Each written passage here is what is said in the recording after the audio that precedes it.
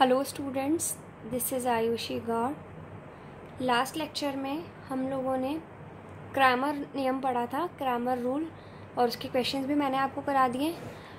आज हम पढ़ रहे हैं मैट्रिक्स मेथड, आव्यूह विधि। अगर आपको कोई भी सिस्टम ऑफ लीनियर इक्वेशन दे रखा है, अगर आपको रेखीय समीकरणों का निकाय दिया गया है, तो उसे हम एक तो डिटर्मिनेंट मेथड मतलब सारणिक विधि से हल करते हैं, जिसे हम क्रामर विधि कहते हैं। दूसरा, हम उसे मैट्रिक्स विधि से, आव्यूह विधि से भी हल कर सकते हैं, जिसे कि मैट्रिक्स मेथड या मैट्रिक्स विधि ही कहा जाता है। चलिए हम स्टार्ट करते हैं। ऐसे हम पढ़ रहे हैं मैट्रिक्स मेथड, आव्यूह विधि। आव्यूह विधि में देखिए, जैसे कि अगर आपको सिस्टम ऑफ लीनियर इक्वेशन ये दे रखा है, रेखीय समीकरणों का निकाय अगर आपको ये दिया गया है, ठीक है। अब ये जो निकाय है, यहाँ पे आपको 3 चर और 3 समीकरण दिए, 3 वेरिएबल्स एंड 3 इक्वेशंस है। यहाँ पे आपको 2 वेरिएबल्स एंड 2 इक्वेशंस भी हो सकती हैं, जैसे कि हमने क्रामर रूल में पढ़ा था। अब देखिए, ये जो सिस्टम ऑफ इक्वेशंस है, क्या हम इसे इस तरह से लिख सकते हैं? इसे निम्न प्रकार भी लिखा जा सकता है। This system of equation can be written as, English वाले बच्चे प्लीज नोट कीजिए, this system of equations can be written as, हम इन्हें क्या लिख सकते हैं? इस तरह से लिख सकते हैं हम a1 b1 c1, a2 b2 c2, a3 b3 c3 into x y z is equals to d1 d2 d3। ठीक है। अब आप देखिए, जब आप इन्हें गुणा करेंगे तो ये इससे प्लस b1 y से प्लस c1 z से, तो a1 x से b1 y से c1 z से, अगर आप इनको मल्टीप्लाई करेंगे तो आपको फिर से यही चीज़ मिल जाएगी। इसलिए हम कह रहे हैं कि हम इसको इस तरह से लिख सकते हैं। अब हमने यहाँ पे माना लेट a बराबर a1 b1 c1, a2 b2 c2, a3 b3 c3, इसको हमने a मान लिया। इसको हम क्या मान रहे हैं? b मान रहे हैं। और ये जिसमें चर है, जिसमें वेरिएबल्स है, उसे हम क्या मान रहे हैं? x। क्योंकि हमें इसको अगर हल करने के लिए कहा जाता है, अगर हमें इसे सॉल्व करने के लिए कहा जाता है, तो हमें x y z का मान ही तो निकालना है, इसलिए हमने इसे क्या माना है? x माना है। अगर हमें कहा जाता है इसे हल कीजिए, इसका मतलब इस x का मान निकालना है, क्योंकि इस x का मान निकालने का मतलब ये है कि स्मॉल x, y और z, इन तीनों की वैल्यूज हमें निकालनी होंगी। इनको सॉल्व करने के लिए देखिए, इसे मैंने a माना है, इसे x माना है, इसे b माना है, तो क्या मैं इसे इस तरह से लिख सकती हूँ? ax बराबर b, क्योंकि मैंने इसे a माना है, इसे x माना है, बराबर b, ax बराबर b। अब आप बताइए, हमें निकालना क्या है? हमें x ही तो निकालना है, क्योंकि इसमें small x, small y, small z है। मुझे अगर यहाँ से x निकालना है तो a यहाँ से हटना चाहिए, a उधर आके क्या बन जाएगा? a इनवर्स बन जाएगा। लेकिन मैट्रिक्स में हम इस चीज़ को डायरेक्ट नहीं लिख सकते। मैं क्या करूँगी? a इनवर्स से प्री मल्टीप्लिकेशन करूँगी। मैंने क्या किया? a इनवर्स से दोनों ही पक्षों में पूर्व गुणन कर दिया, तो a इनवर्स इंटू a क्या बना? i x बराबर a इनवर्स b, और i मतलब आइडेंटिटी मैट्रिक्स, इकाई आव्यूह अगर किसी आव्यूह से गुणा होता है तो x बराबर a इनवर्स b। देखिए आंसर आ गया हमारा। अगर इस तरह से हमें कोई सिस्टम ऑफ लीनियर इक्वेशन दे रखा है, तो हम x का मान कैसे निकाल सकते हैं? a इनवर्स को b से गुणा करके। बस यही हमारा आंसर हो जाएगा। ठीक है। कब आंसर होगा ये? जबकि हमारा हल विद्यमान होगा, जब हमारा हल अद्वितीय होगा, यूनिक सॉल्यूशन होगा। जैसे प्रीवियस मेथड में भी हम x, y और z कैसे निकाल रहे थे? Del 1 upon del, del 2 upon del, del 3 upon del, लेकिन वो सिर्फ तभी निकल सकते थे जब सॉल्यूशन यूनिक था, अद्वितीय हल था।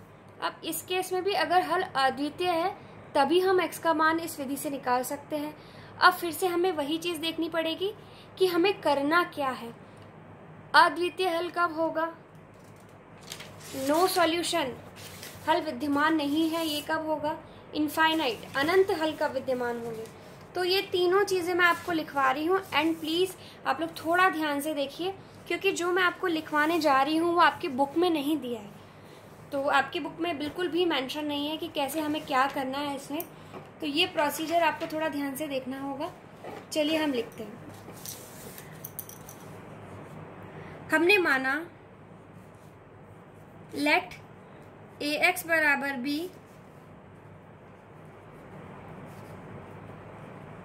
be a system of linear equation। माना ax बराबर b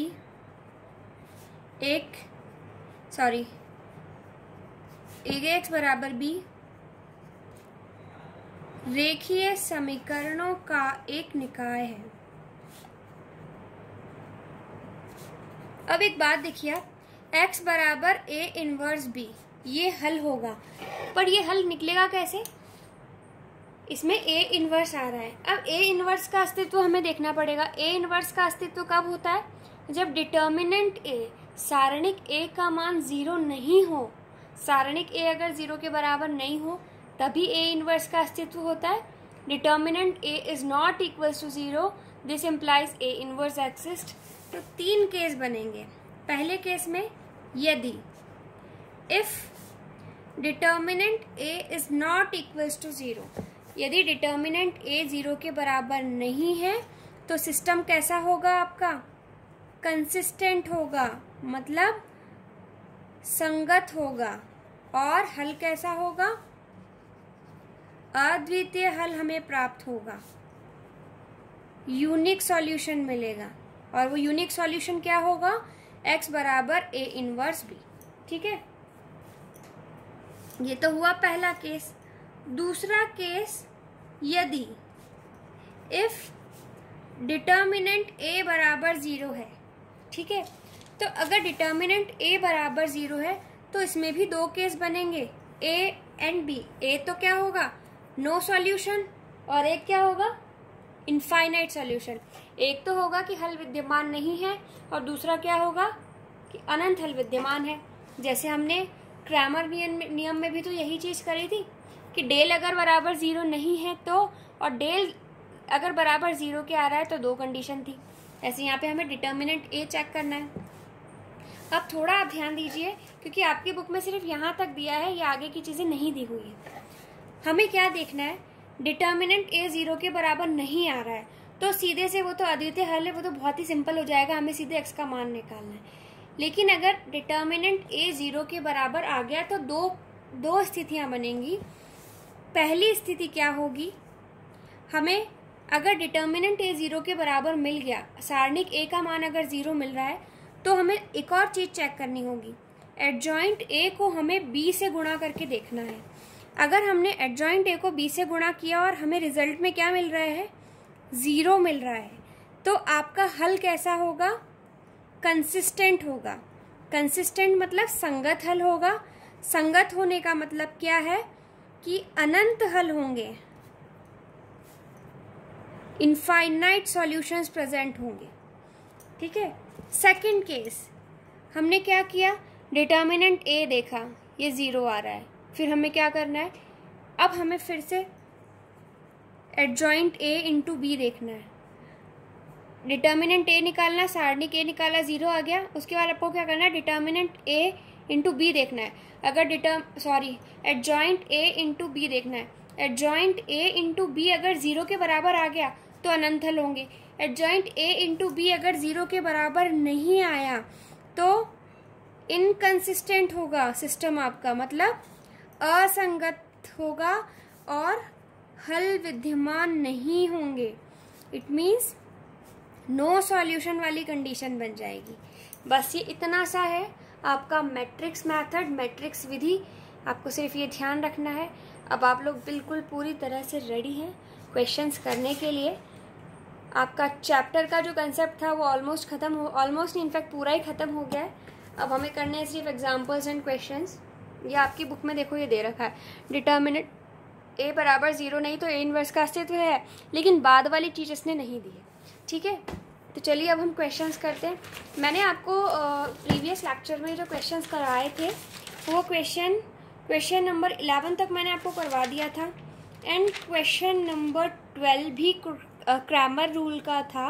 सो क्रैमर रूल में ये क्वेश्चन आपको खुद से करना था।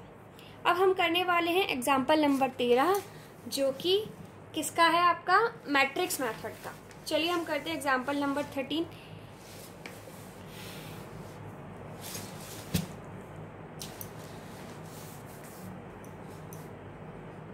एग्जाम्पल नंबर 13 में हमें कहा है यूज मैट्रिक्स मेथड, आव्यूह विधि का प्रयोग कीजिए तथा निम्न समीकरण निकाय को हल कीजिए।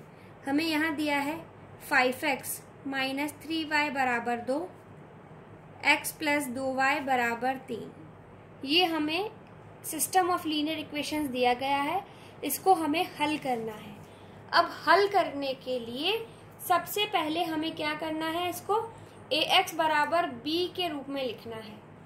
तो हम इसे लिख सकते हैं इस तरह से 5 1 माइनस 3 2 इंटू एक्स वाई बराबर 2 3। और यहाँ पे हमने क्या किया है, माना है, लेट किया है कि a किसके बराबर है, 5 के, माइनस 3 1 2।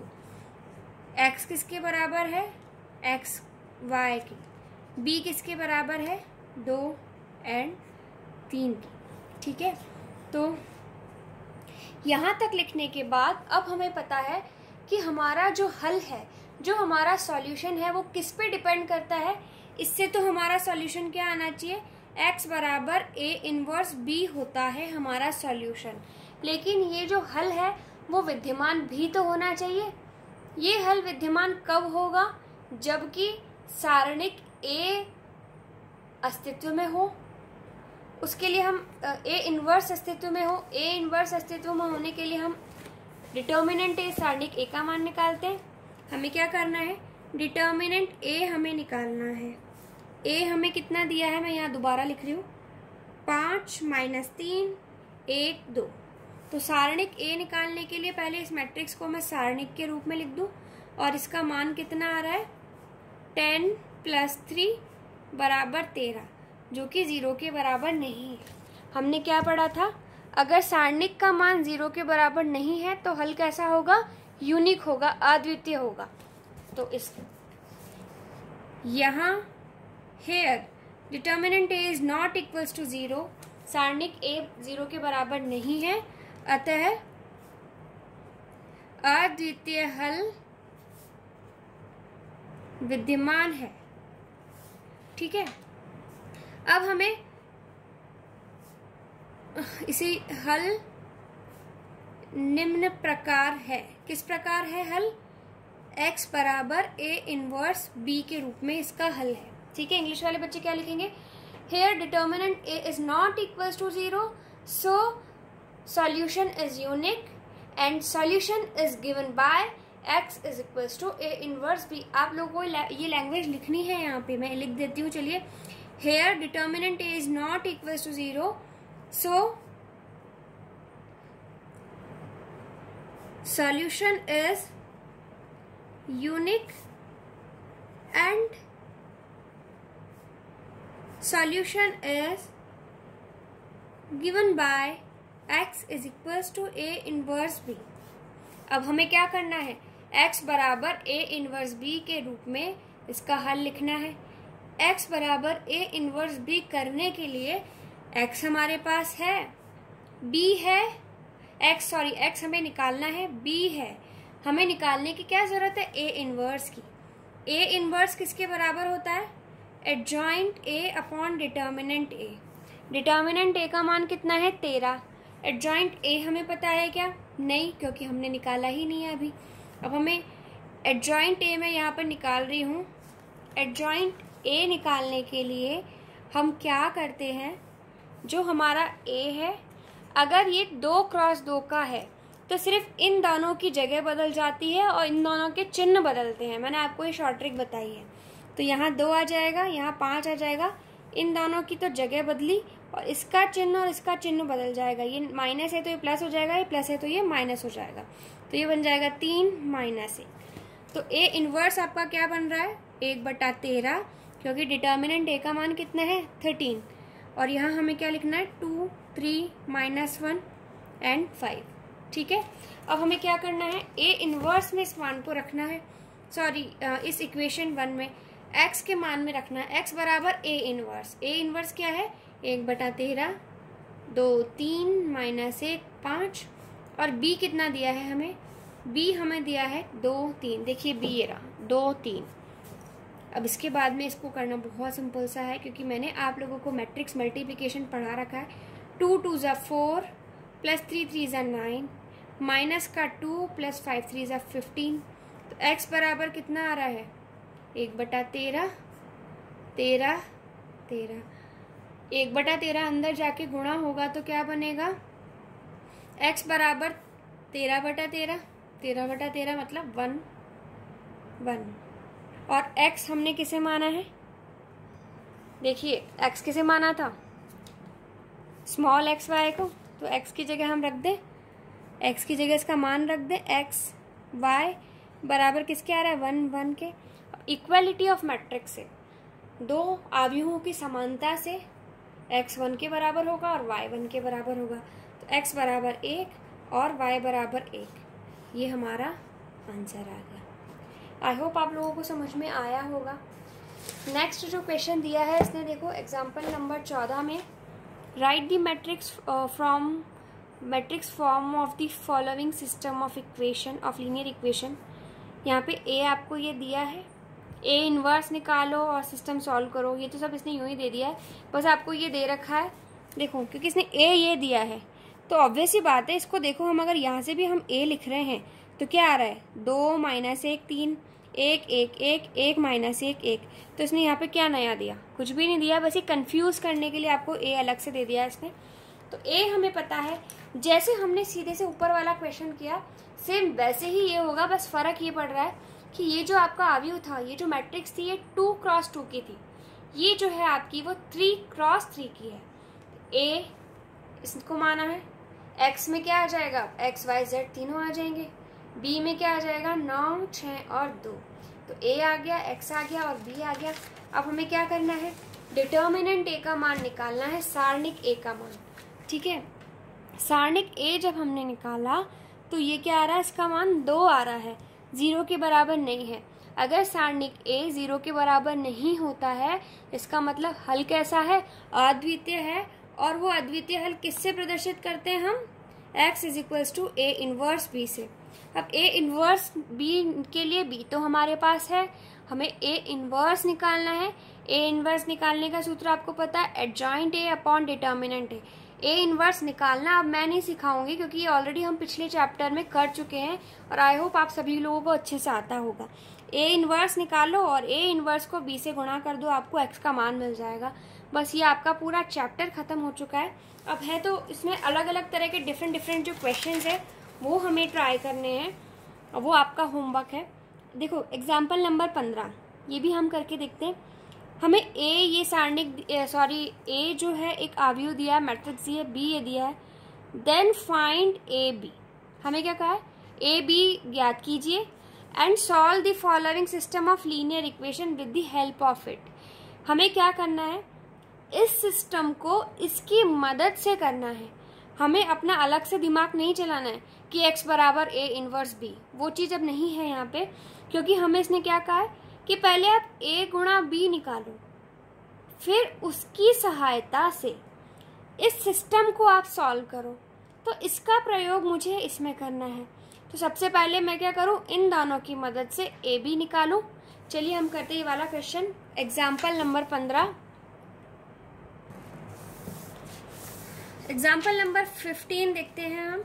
एग्जाम्पल नंबर 15 में ए दिया है आपको 1 माइनस 1 0, 2 3 4, 0 1 2। बी दिया है आपको 2 2 माइनस 4, माइनस 4 2 माइनस 4, 2 माइनस 1 5। आपको सबसे पहले क्या कहा है इसने, find A B, A B ज्ञात कीजिए। ए बी ज्ञात करने के लिए हम क्या करेंगे, पहले तो ए और बी को इस तरह से पास पास लिखें क्योंकि हमें इन्हें गुणा करना है।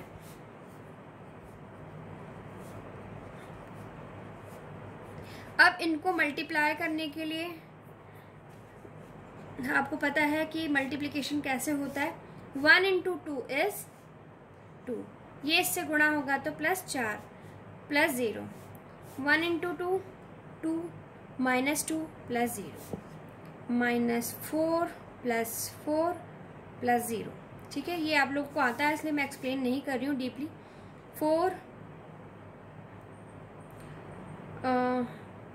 -12 प्लस 8, फिर 2 2 ज़ा 4 प्लस 6 माइनस 4, 4 2 ज़ा 8 -12 plus 20, 0 -4 plus 4, 0 plus 2 minus 2, 0 -4 plus 10।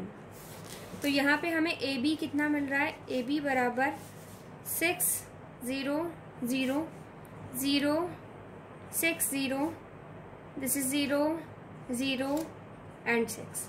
ए बी हमें ये मिल गया।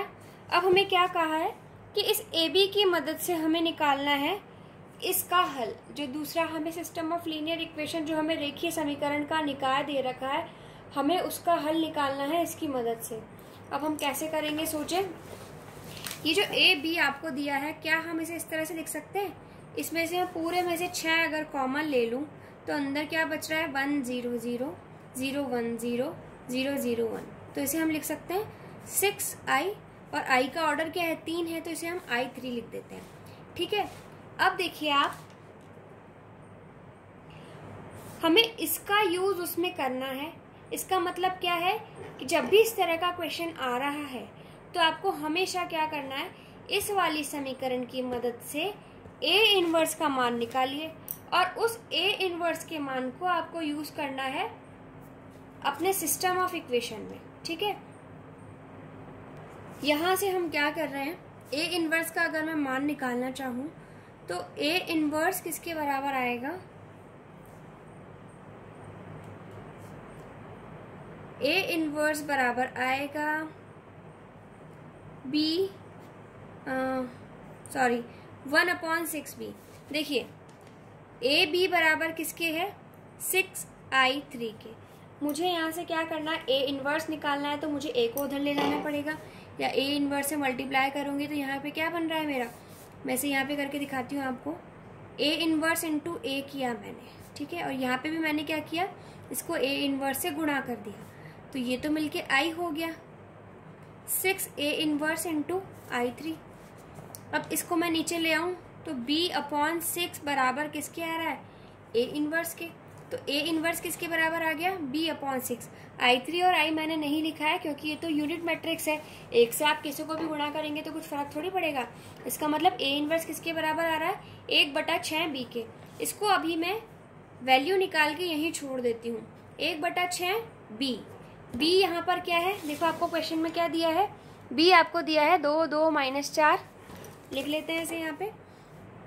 b दिया है आपको 2 2 -4 -4 2 -4 2 -1 एंड 5।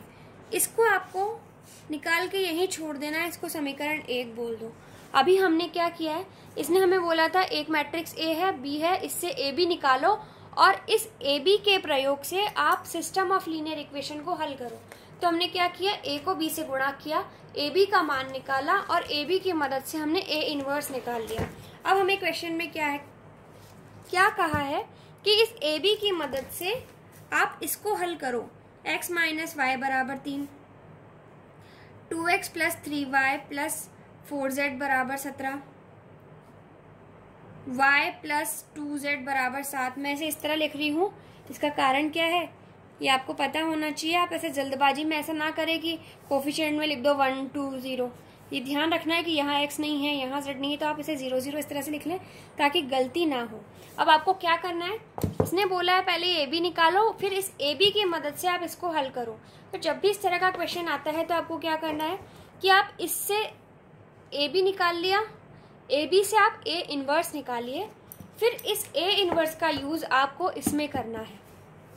हमें पता है इस सिस्टम ऑफ लीनियर इक्वेशन को हम किस तरह से लिख सकते हैं, हम इसे AX बराबर B के रूप में लिख सकते हैं। तो यहाँ पर A क्या है, लिखते हैं हम इसे इस तरह से 1 -1 0 2 3 4 0 1 2 एंड XYZ बराबर 3 17 7। ठीक है, AX बराबर B। ठीक है, अब ये A आपका ये है और आपको यहाँ पर भी A यही दे रखा था। जब भी इस तरह का क्वेश्चन आएगा तो हमेशा ये दोनों चीज़ें सेम होंगी। आप फिर से नोटिस कीजिए कि जो आपको समीकरण निकाय दे रखा है, इससे आपने जो A का मान निकाला है वो वही A है जो कि आपको क्वेश्चन में दे रखा था। देखो, आपको क्वेश्चन में A ये दे रखा है और जब आपने इससे A निकाला तो वो A भी आपका सेम यही आ रहा है। तो यही तो कह रहा है ये कि आप इससे A इनवर्स मत निकालो, इसकी मदद से AB को गुणा करके फिर A इनवर्स जो निकल रहा है उसका प्रयोग इसमें करो। मतलब आपको इसकी मदद से डायरेक्ट A इनवर्स नहीं निकालना है, आपसे ये डबल काम करवा रहा है कि आप इन दोनों को गुणा करके A इनवर्स निकालो। यहाँ पे आपको A inverse adjoint A upon determinant A से नहीं निकालना है, आपको A B को गुणा करके A इनवर्स निकालना है। तो इसीलिए यहाँ पे तो हमने इसको A कह दिया और ये भी A है क्योंकि ये दोनों ही सेम है, लेकिन यहाँ B ये है तो हम इसे B नहीं कह सकते क्योंकि B तो ये है। आप यहाँ एक काम कर सकते हैं, इसे B डैश कह सकते हैं। B डैश ये हो गया। अब हमें पता है कि x किसके बराबर होता है, A इनवर्स B डैश के बराबर होता है और हमने A इनवर्स की जरूरत है। तो A इनवर्स हमें adjoint A upon determinant A से नहीं निकालना है क्योंकि क्वेश्चन में हमें बोला गया है कि A गुणा B की मदद से हमें A इनवर्स निकालना है, जो कि हम पहले से निकाल चुके हैं। तो आपको इधर एक काम कम हो गया, adjoint A upon determinant A नहीं निकालना है, सीधे से यहाँ से A इनवर्स का मान उठाओ और इसमें रख दो। इसे बोलो समीकरण 2। अब लिखो समीकरण 1 का प्रयोग 2 में करने पर using equation 1 and equation 2 x बराबर A इनवर्स हमारा यहाँ जो आ रहा था मैं उसे यहाँ लिख रही हूँ।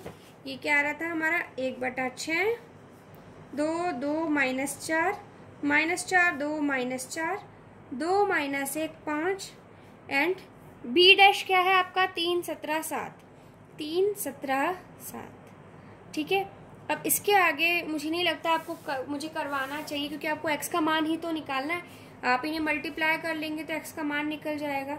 चलिए मैं कर ही देती हूँ। 3 2 6 प्लस 34 -28, फिर 4 3 12 प्लस 34 -28, 3 2 6 प्लस 34 प्लस 35, मतलब x बराबर 1/6 एंड 34 प्लस 6 कितना हो गया 40।